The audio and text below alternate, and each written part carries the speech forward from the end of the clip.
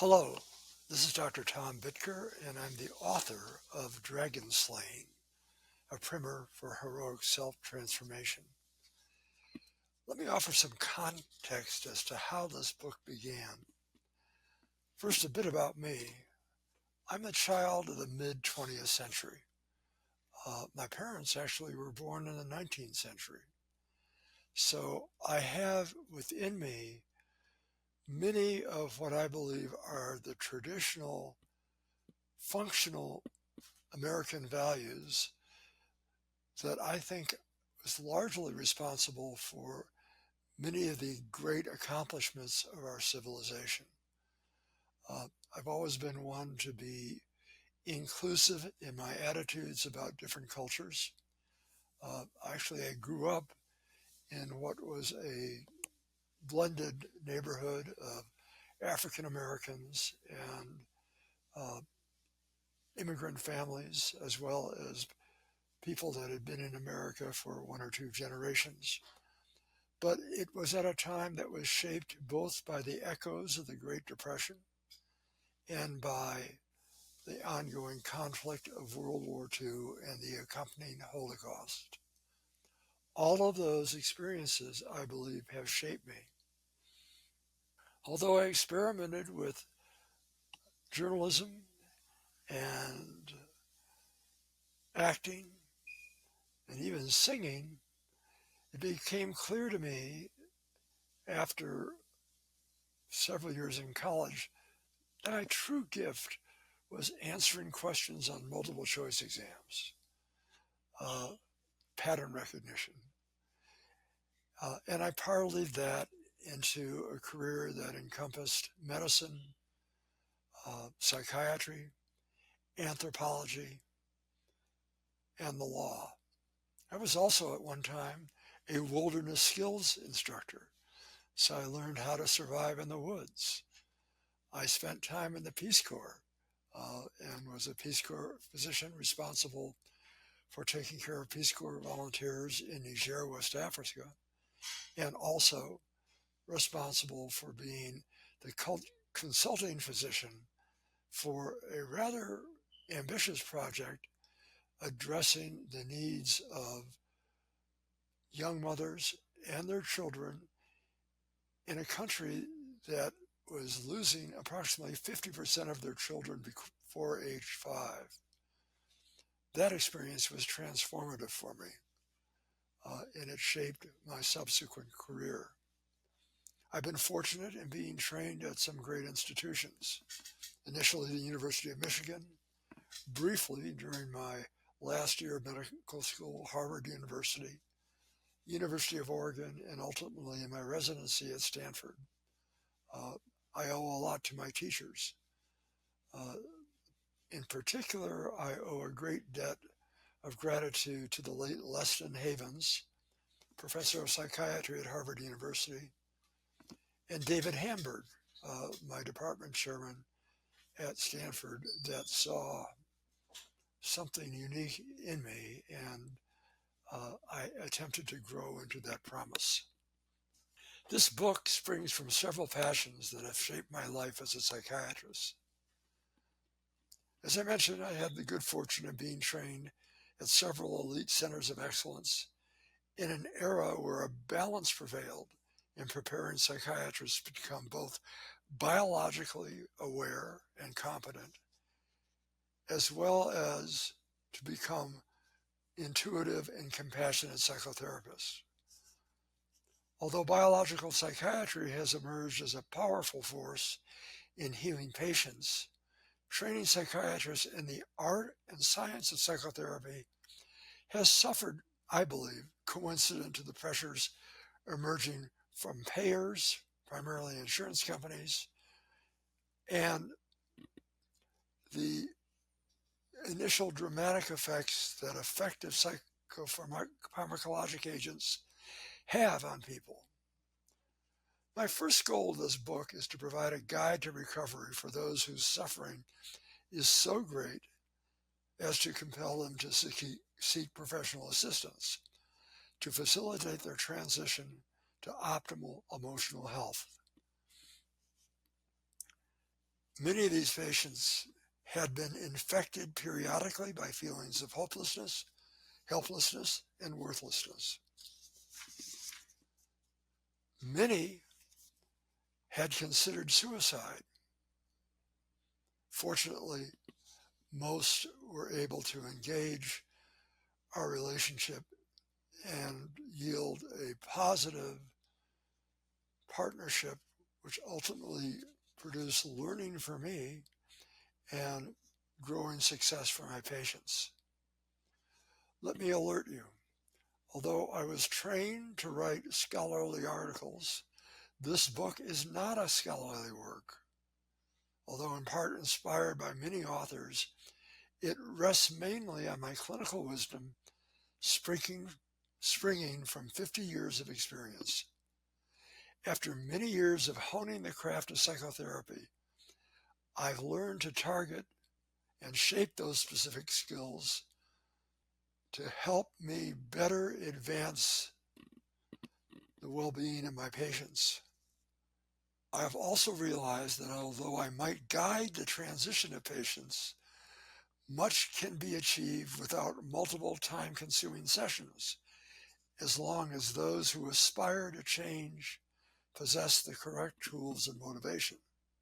This book came about in part because I love what I do. I love treating patients. At my advanced age, it's an endeavor that still gives me great joy. And I wish to continue to do it as long as I have the intellectual and physical resources to carry on. But as a consequence of having many referrals and limited time, I have in recent years been unable to spend the time in psychotherapy sessions treating patients the way I might have 2 or 3 generations ago.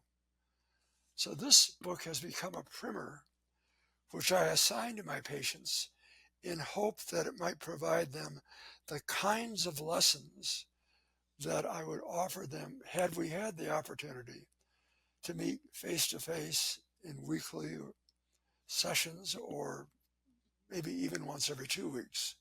But that is not typically available to me now.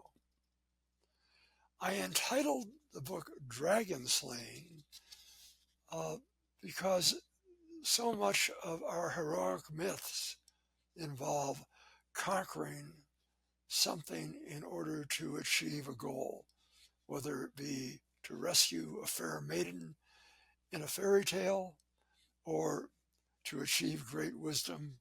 The dragons are out there. But for those of you who are dragon lovers, please appreciate that the title is a metaphor. I have no desire to have readers gratuitously pursue a mission of indiscriminately slaying reptiles. The title Dragon Slaying, then, is symbolic of a heroic quest. If there's an adversary, it is the negative messages or internalizations from past trauma. The goal of this book is to supplant maladaptive thoughts, feelings, and behavior with disciplines, and I emphasize that word, disciplines, that permit the reader not only to survive, but to thrive. This book would not have been written were it not for the support and encouragement of my patients, my colleagues, and my friends. I am particularly indebted to my 2 wonderful children, Seth Bittker, currently working as a software engineer and analyst on Wall Street, and Rachel Ann Bittker, herself a physician, and investing time not only as a young mother, but as a gardener. That's her first passion. And I also want to thank a friend and colleague, Professor Anthony Zarnick, whose humor and editorial assistance made what have been a daunting challenge a most joyful endeavor. In addition, my 2 superstar grandchildren, sons, I should say, Caleb Harris and Zachariah Bittker, assisted me both in editing this manuscript, which became a book, and also In one case, Zach's case, writing my biography, which is available to you uh, in our earlier forward. Finally, I'm deeply indebted to my teachers who imparted to me their wisdom and I think to some extent may have imparted to me my current sense of humor. So let's read on. Chapter 1, Victimization and Unconsciousness. Growing up is challenging. We are relatively helpless during our early childhood because of the necessity to provide opportunities for the human brain to grow following birth. We depend on our parents to provide safety, nurturance, and models for identification, as well as pathways to learning about the world around us. Unfortunately, in many instances, our parents are often ill-equipped to take on the task of parenthood. This has been further reinforced by certain social trends that have undermined the importance of the two-parent family and have attempted by providing social safety nets to de-emphasize the necessity of an intact functioning family for child rearing. Indeed, most 21st century children in the United States are not raised in a traditional man-woman two-parent family. That's long gone by the wayside. In addition, there's a high prevalence of substance abuse and educational underachievement among parents. Absent responsible, committed, and loving parents, we are left with the toxic soil from which child abuse and neglect all too frequently emerge. The growing child may be victimized in a variety of ways. He or she may be the target of physical and sexual abuse by parents or their surrogates. The child may be neglected as parents pursue their own indulgences, or, in the case of a single parent family, perhaps heroically attempting to not only be parent, but to work a full-time job in an effort to provide for the child. The child may be allowed to drift into an educational system insensitive to the child's academic and emotional needs. The child may be misinformed by parental ignorance or prejudice, which renders the child ill-prepared to function in a more evolved society. The point of this is we need to examine the heritage that we learned from our parents and from parent surrogates and others. In some instances, it may not be terribly functional for us. And there are a number of cultural messages, which I'm sure many of you out there are beginning to question yourself. Religious or political indoctrination may reinforce a judgmental and binary view of the world, causing the child to view moral decisions as a forced choice of us versus them. Multiple maladaptive patterns may emerge from this abuse and neglect. The victimized child may be unable to successfully self-regulate his or her emotions. In a sense, without models of appropriate self-control, the child himself or herself may not have self-control strategies incorporated as part of their development. The child will become unable to master the self-discipline necessary to achieve. The ideal circumstance is a circumstance that both models and reinforces socially appropriate values and self-discipline. The child will learn to identify himself or herself as deficient or as a loser, incapable of coping with the world's challenges.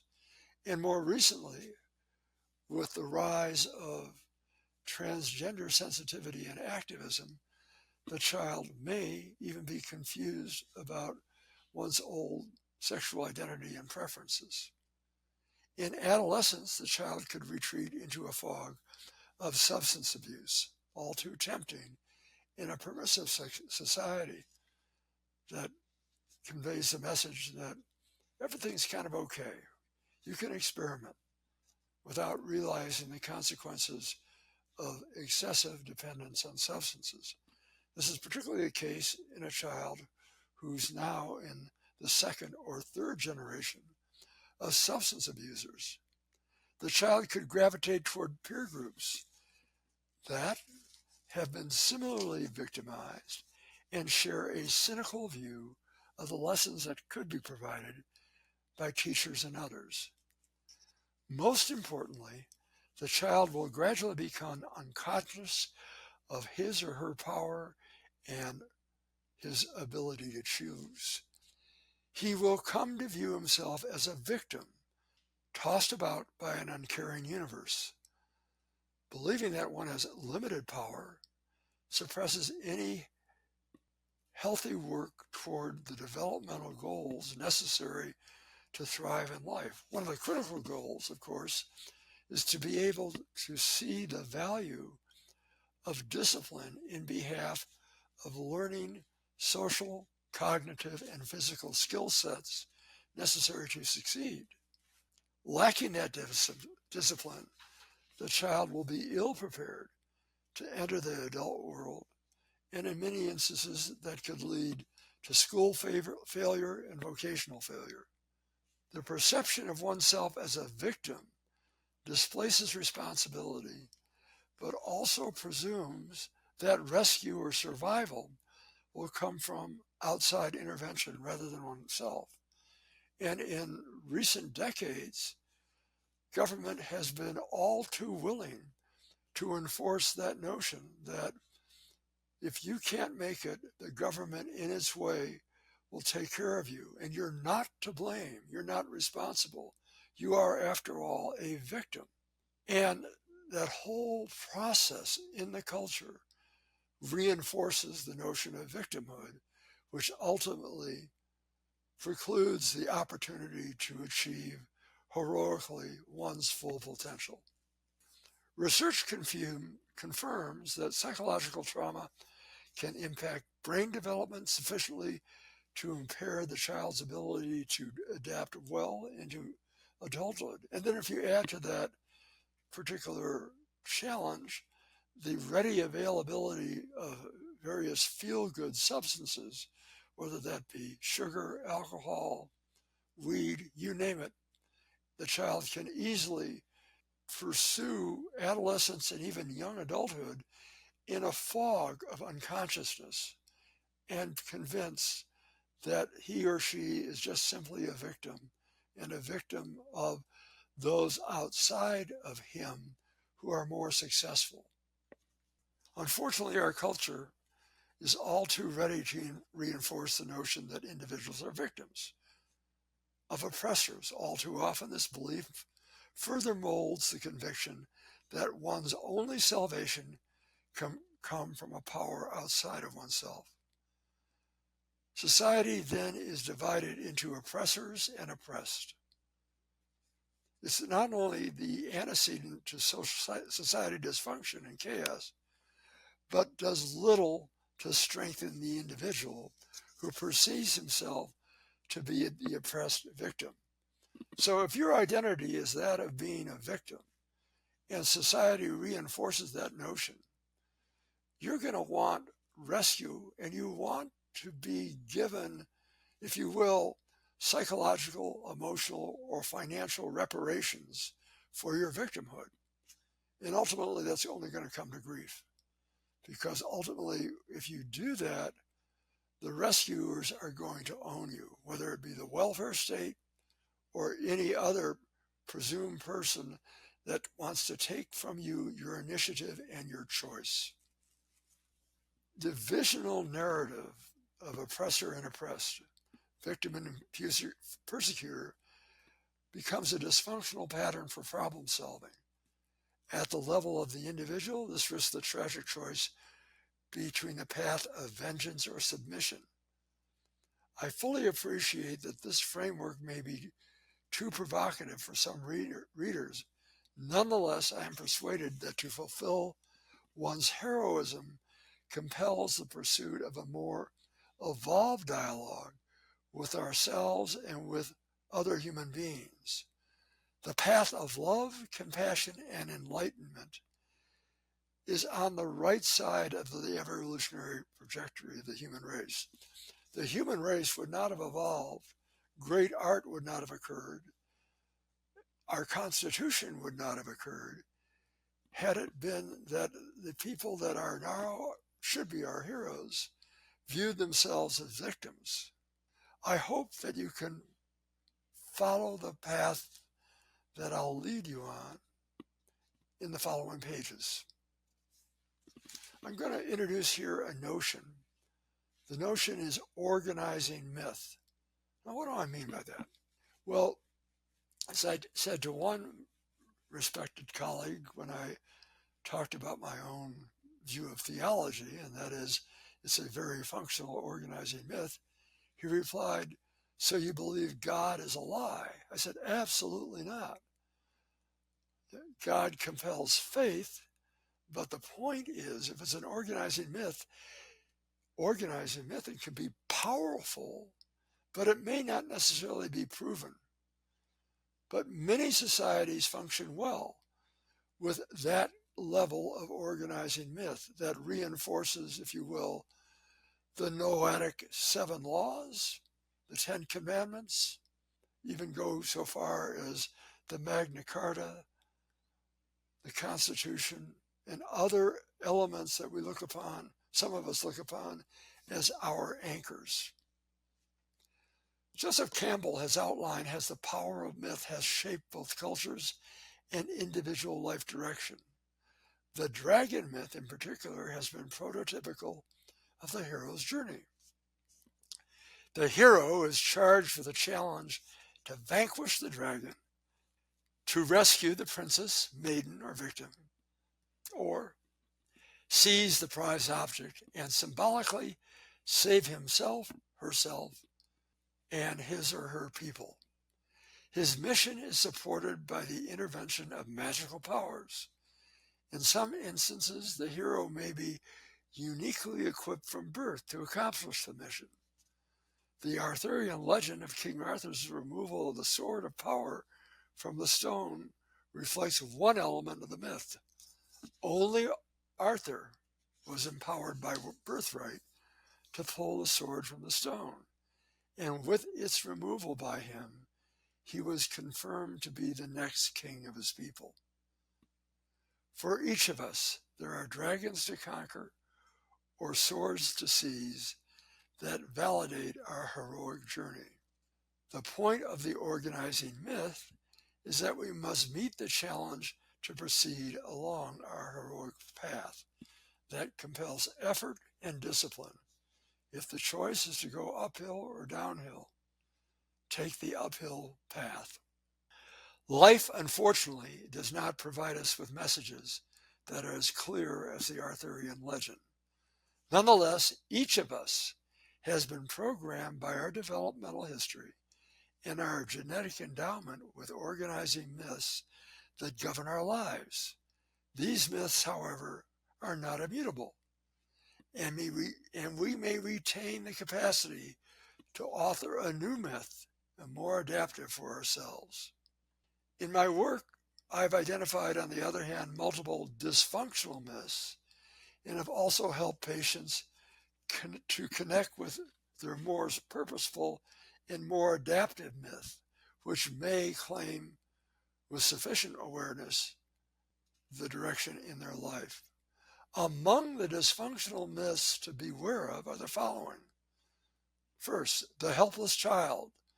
The person is so burdened by this myth that he or she abdicates the power of choice and believes himself to be a victim buffeted by forces outside of his control over which he has no power.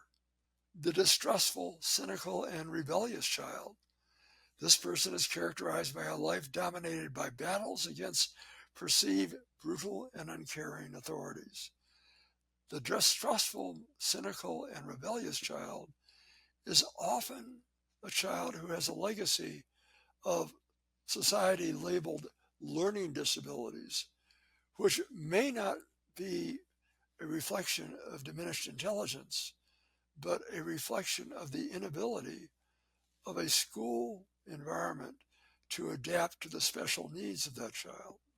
The guilty, shameful child, this person will view himself as compelled to take on responsibilities that have befallen those around him. It is a way of attempting to sustain engagement with a suffering parent who may be unwilling to assume responsibility for their own shortcomings. In this instance, the child gets the message that he is responsible for the parent's well-being. The isolated child. Failure to earn love from parental figures, the child perceives intimacy with others as a hopeless exercise and retreats into isolation. The bully. This child takes on the mantle of his persecutor and so empowered dominates others so that they do not have the power to hurt him. Another manifestation of this maladaptation is that the weaponized victim will make certain that any potential persecutor will suffer. These individuals divide the world into two classes, the oppressors and the oppressed. This person takes on the role of the oppressor, justifying himself as simply retaliating against past oppression. And this individual is also noted by an enormous inability to trust. The self-destructive child. Hopelessness dominates this child's life well into adulthood. Ultimately, after pursuing a life characterized by addictive self-sabotage, this person becomes a major risk for suicide. The fantastic child. The child morphs into adulthood dominated by fantasy in the literal sense, psychosis, and flight from reality. Many of these individuals pursue a path that compels the attention of mental health professionals. In some instances, professional care may alleviate some suffering, but healing cannot occur until these individuals incorporate power for themselves. That power is to make choices that are both wise for themselves and compassionate for others. I talk about later in this book the notion of self-parenting. And if you understand that concept, even though your own parents may be imperfect, your benevolent and wise and caring and imaginative self-parent can lay the groundwork for a functioning future self.